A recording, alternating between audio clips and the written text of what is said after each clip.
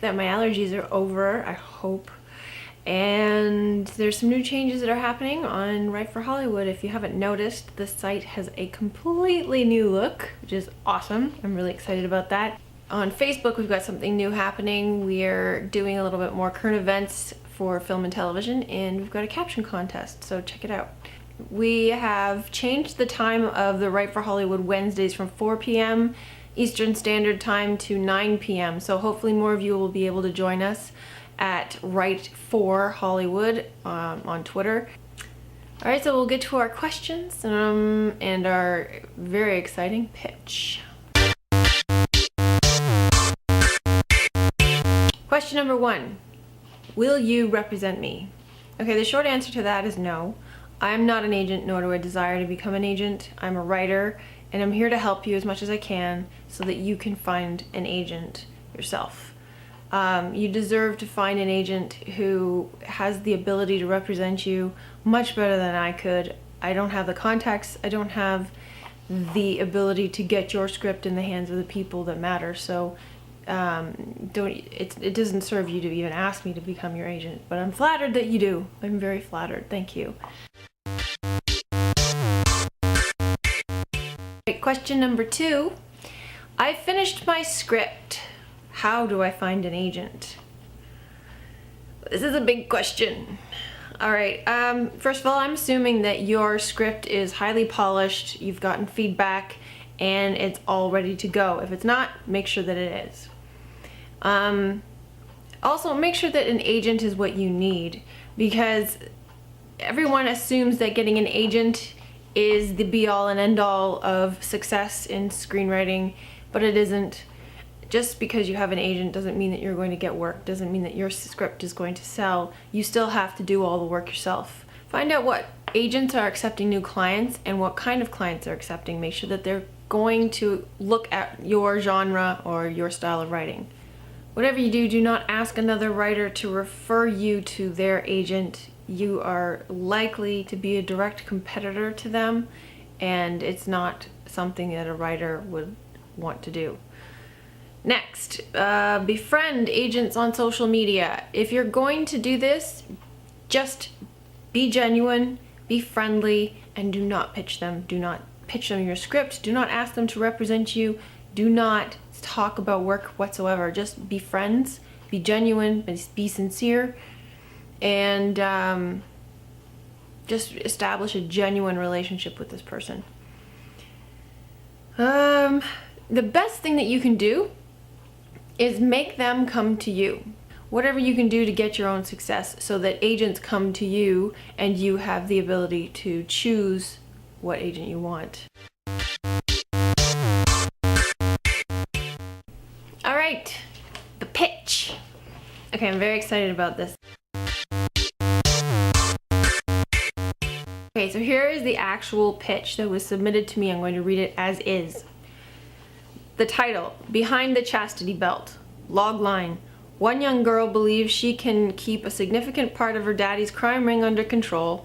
Two twins in the fold who are polar opposites. One loves the same sex and the other, but they each wind up going through most of the same situation, and another 18-year-old girl who is bitter feeling towards the world and who will stop at nothing to get what she wants, but at what cost? Just her downfall or her death. Pitch, Players Club and Set It Off meets a darker world in the US and Canada. Synopsis, 3 virgins who have their lives in the palms of Brian Stack Stevens' hands, and another one who will stop at nothing to get what she wants. So what's good about this? It's brief, to the point. It contains a title, a log line, and a synopsis, as well as a comparison pitch of a couple of projects that are similar. The first thing that comes to mind is that there are some spelling and grammatical mistakes. The second thing is I would like it to be more personal. Address it to me personally. Say, hi, my name is, and I have a project that I'd like to submit to you because, and then go into your pitch and make it more conversational than itemized. I think there's a bit of confusion as to what the difference is between a logline and a synopsis. A logline is a single line description of the plot of your story.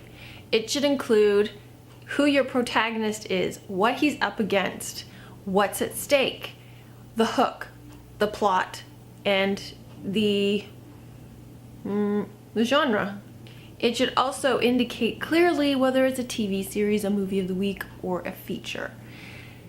Now, a synopsis is an extended version of the logline. It goes into greater detail about your story from beginning to end and clearly indicates how your story ends. It can be anywhere between a paragraph and a full page. That's the difference. A treatment is a detailed summary of your story from beginning to end as if you were going to write the script. So it's a story version of your script. It is great that she included a comparison between a couple of feature films, so I'm assuming by that comparison that this is also a feature film, but I had never heard of either one of them. Now, maybe I'm not the target audience for this type of film, so I would be less familiar with the genre, but the thing is, if you're going to compare your script to other projects, you should pick projects that were financially successful that people have heard of. Simply because if you are comparing them against lesser known, less successful projects, they're going to assume that your project also is going to be less successful. Title. I was very curious as to why it's called Behind the Chastity Belt. The concept as described didn't really match the title just because it was about 3 virgins or 4 virgins. It doesn't really explain why it's called Behind the Chastity Belt. If you're going to include the word chastity in your title, the story better be about chastity. It better be about that. And I didn't get the sense from the details of this concept that that's what it was about. But having said that too, clarity was a bit of an issue. I really didn't get a clear sense of the concept, the genre, the hook, the plot, the main character, or the format. I think all of these things should be obvious in your logline, as I mentioned before. And don't be afraid to give details of your story. You have to be very specific. It must be really clear as to what kind of story this is. For example, she wrote, each wind up going through most of the same situation. What situation? Significant part of her daddy's crime ring. Well, what part? What crime ring? What sort of crime ring?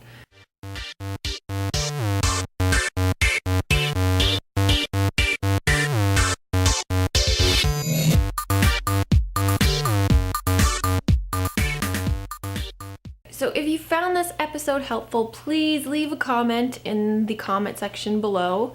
And don't be afraid to submit your questions and pitches for next week. The deadline is Friday at midnight. Once again, remember to include a little personal note as to why you're pitching me, what your pitch is, your title, your logline, your synopsis, and a brief note as to what you would like me to do to take action. If you're unfamiliar with pitching, go to WriteForHollywood.com. There are several articles on pitching. You can learn from them.